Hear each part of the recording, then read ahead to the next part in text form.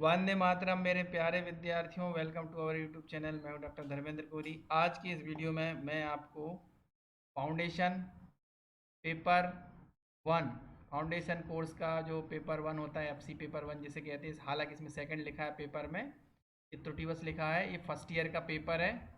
BA BCom और BSc first year के विद्यार्थियों के लिए यह पेपर 15 जुलाई 2024 को हुआ था। रानी दुर्गावती विश्वविद्यालय के से संबद्ध जितने भी महाविद्यालय थे, चाहे वो प्राइवेट कॉलेजेस हों या फिर गवर्नमेंट या सेमी गवर्नमेंट कॉलेजेस हों, यहाँ पर नरसिंहपुर और आसपास के क्षेत्रों तक ये यूनिवर्सिटी लगती है।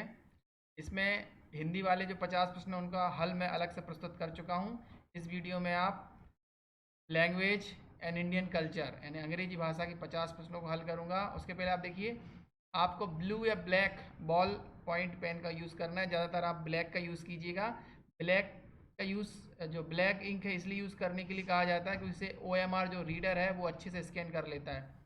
यहाँ पर देखिए, आपको मैक्सिमम मार्क्स दिया हुआ है पेपर में 50। इसका मतलब है अलग से 50 दिया है तो आपको सेपरेटली हिंदी में भी मिनिमम 18 मार्क्स लाना है और अंग्रेजी में भी 18 मार्क्स लाना है। दोनों को मिला के 35% कंपलसरी है। एग्ज़ाम शुरू करने से पहले निर्देशों को ध्यानपूर्वक जरूर पढ़ लीजिएगा। OMR में जो इंस्ट्रक्शन रहते हैं गलत बिल्कुल मत कीजिएगा। खास तौर से आपका रोल नंबर और एनरोलमेंट नंबर ये गलत नहीं होना चाहिए। बाकी सब कोई इतना दिक्कत वाली बात नहीं, अगर हो भी जाता है तो हालांकि त्रुटि नहीं होना चाहिए। शुरू करते हैं। Rabindranath Tagore was born on.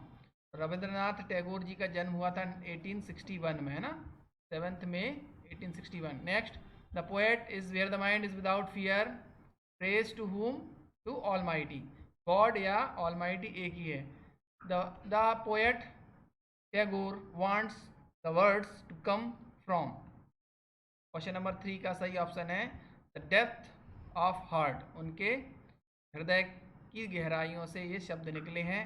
Question number 4, the curriculum and pedological idea of modern education was imported from America.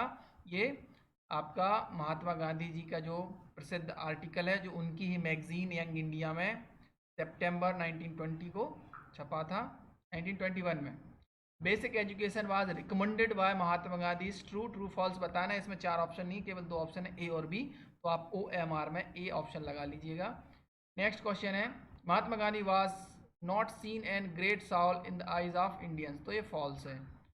Next question, question number 7 की ओर देखिए। थोड़ा सा और इसको इनलार्ज कर देते हैं और अच्छी अच्छी PDF भेजी, जिन्होंने मुझे PDF भेजी है जिस विद्यार्थी ने। इस तरह अगर आपका भी पेपर हो गया हो तो आप भी मुझे PDF में भेज सकते हैं या फिर अच्छी क्वालिटी का फ़ोटो भेज सकते हैं ताकि मैं उसका सोल्यूशन पेश कर सकूं। Question number 7, in the story the x forecast was made by astrologer. Astrologer ने एक भविष्यवाणी की थी कि जो द एक्स का मुख्य पात्र है जिसका नाम विलान है, विलान 3 स्टोरीज बिल्डिंग का मालिक होगा, ऐसी भविष्यवाणी की थी। Next question number 8, villain left home at the age of 18। बहुत बार क्वेश्चन पूछा गया है। मैंने जितने भी वीडियो सॉल्व किए हैं ज़्यादातर में क्वेश्चन आता है और आप बहुत सारा आप जान भी गए होंगे पुराने, अगर आपने वीडियो देखे हैं तो देखिए प्लेलिस्ट में जाके आप ज़रूर देख लीजिएगा। प्लेलिस्ट मैंने डिस्क्रिप्शन में दी हुई है, उसमें हिंदी, इंग्लिश, पर्यावरण और योग एवं ध्यान के जो सोल्यूशन है वो दिए हुए हैं।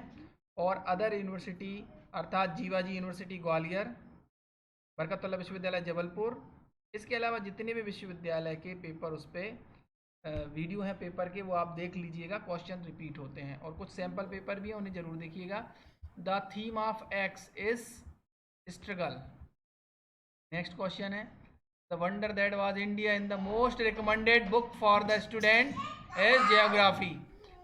10th का C ऑप्शन जो है सही है ना, सॉरी जियोग्राफी नहीं, recommended book for the student of history, यानी हिस्ट्री के जो स्टूडेंट्स हैं उनके लिए जो है वह रिकमेंड की जाती है, क्योंकि इसके जो ऑथर हैं A.L. बॉशम, ये देखिए ये मूल रूप से विदेशी थे, लेकिन उन्होंने 1930 में BA किया था संस्कृत में, तभी वो इतना लिख पाए। इनके मम्मी पापा जर्नलिस्ट थे। Next, Harappan culture of antiquity was covered by the book the wonder that was India is true. ये सही है। Next, the Mahabharata was took place in Kurukshetra में हुआ था महाभारत।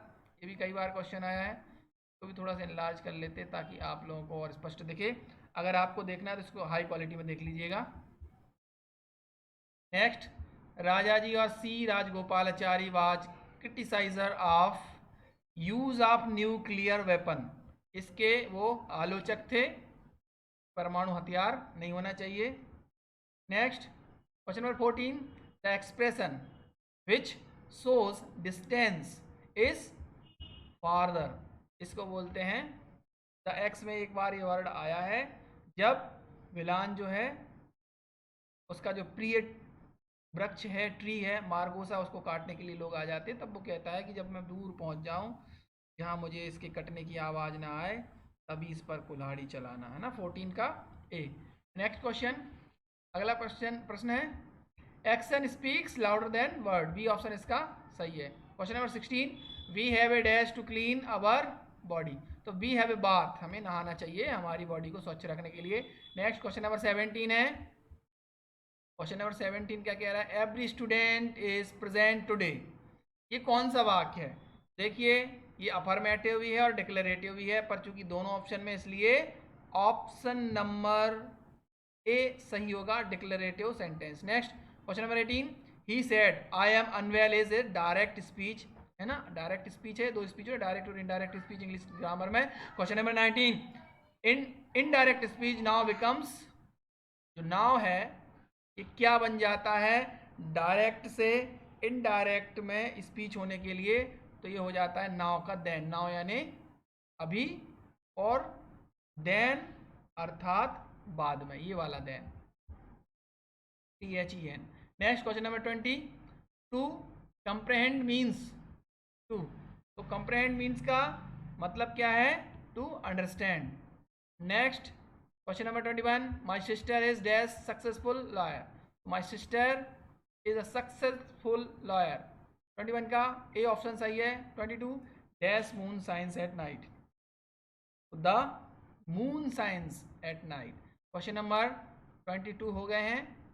23, 23 का प्रश्न देखते हैं हम। 23वां प्रश्न क्या कह रहा है, the tiger jumped dash river. मैंने पिछली बार बताया था, जस्ट अभी बरकतुल्लाह विश्वविद्यालय के अंतर्गत जो पेपर हुआ था उसमें आया था ग्रामर में। मैंने आपको बताया जब एक चीज़ दूसरी जगह से मूव होगी, है ना, ज़्यादातर पानी में, तो बाघ जो है पानी में कूदा, तो एक जगह से दूसरी जगह में गया, तो यहाँ इनटू आएगा प्रपोजिशन, है ना।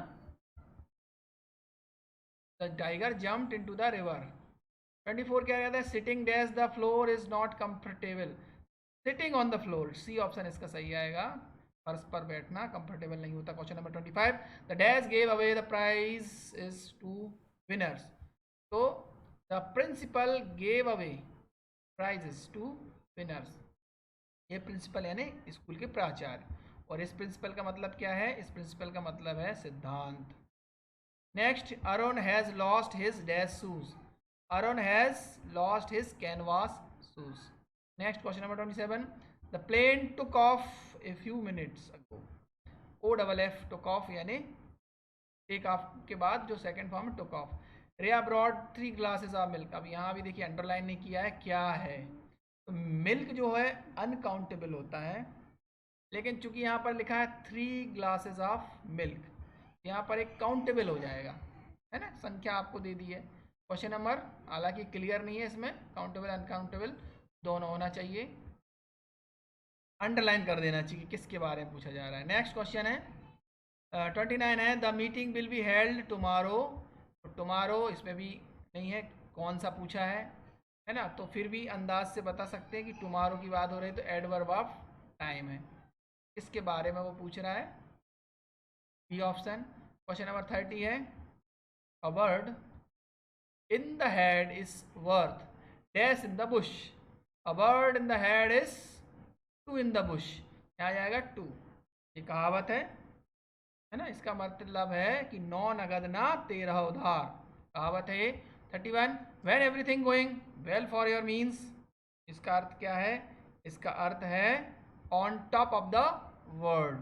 नेक्स्ट 32 है, as for dash I prefer to let people make up dash minds. 32 का सही ऑप्शन क्या है? ये वाला, as for mind I prefer to let people make up their minds. मैं जो है ये प्रेफर करता हूँ कि लोग मेरे बारे में क्या सोचते हैं ना, लेट लोगों पर छोड़ देता हूँ। नेक्स्ट क्वेश्चन है honesty is the best policy. इसके बारे में नहीं पूछा है, तो ज़्यादातर ऑनेस्टी के बारे में ही पूछा होगा, तो ये एब्स्ट्रैक्ट नाउन है। यहाँ अंडरलाइन करना चाहिए कि किसके बारे में पूछ रहे हैं, ऑनेस्टी के बारे में पूछ रहे हैं कि पॉलिसी के बारे में पूछ रहे हैं। चलिए नेक्स्ट, या बेस्ट के बारे में पूछ रहे हैं। नेक्स्ट, ये क्वेश्चन नंबर क्या था? क्वेश्चन नंबर 33 था। अब आएगा 34। I preferred tea to coffee. देखिए जब भी ऐसा आए ना तो आंख बंद करके टू लगाइए, देन नहीं लगाना है आपको। याद रखिएगा कुछ चीज़ें इंग्लिश में फिक्स होती हैं, तो उन्हीं में से ये उदाहरण है। I prefer tea to coffee. ये एसआई वगैरह का जो एग्ज़ाम होता है मध्य प्रदेश में उसमें 30 मार्क्स का इंग्लिश आता है, 70 की हिंदी आती, तो उसमें ये क्वेश्चन जरूर आता है इंग्लिश वाले में, याद रखिएगा। नेक्स्ट 36 है dash is the most important city of a country.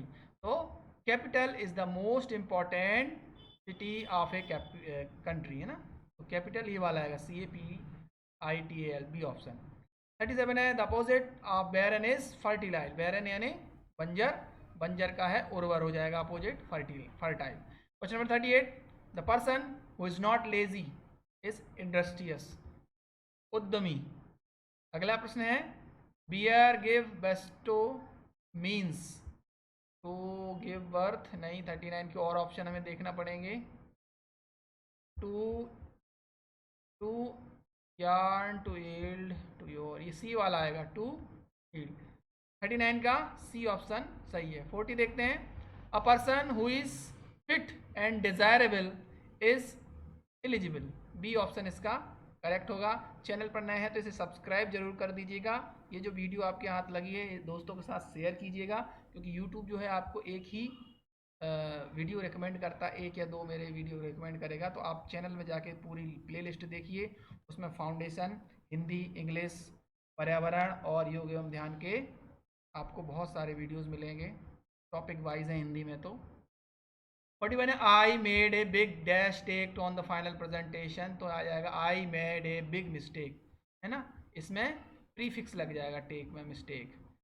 42 है add a suffix to apply to make new word. अब देखिए add a suffix to apply, यहाँ अप्लाई पे आपको अप्लाई करना है सफिक्स। सफिक्स क्या होता है? जो बाद में लगते हैं, यानी प्रत्यय। तो अप्लाई में क्या कर देंगे आप? अप्लाई में इंग लगाएंगे तो अप्लाइंग हो जाएगा। 42 का ए ऑप्शन इसमें सही है। 43 है words which have different meaning but similar pronunciation are known as homophones.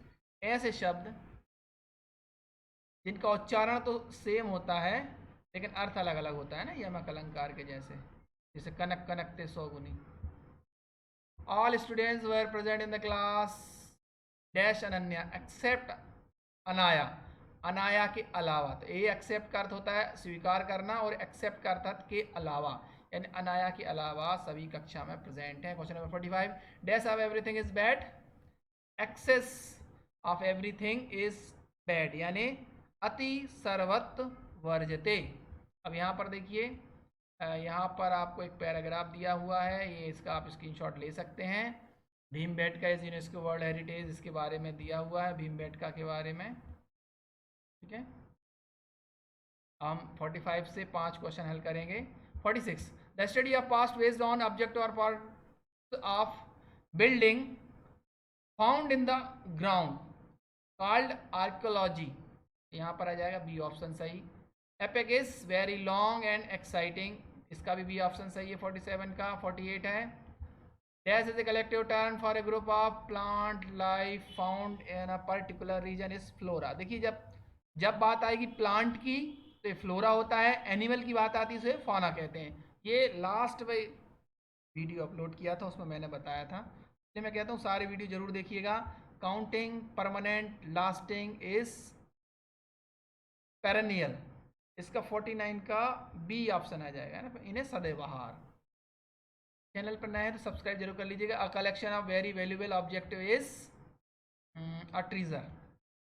50 का सी ऑप्शन सही है। यहाँ पर 50 प्रश्नों का हल हो गया है। अगर आप तैयारी कर रहे हैं तो आपके लिए ऑल द बेस्ट। सोल्यूशन दिख रहे हैं तो नेक्स्ट वीडियो आप देख लीजिए योग पर्यावरण की। Thank you for watching.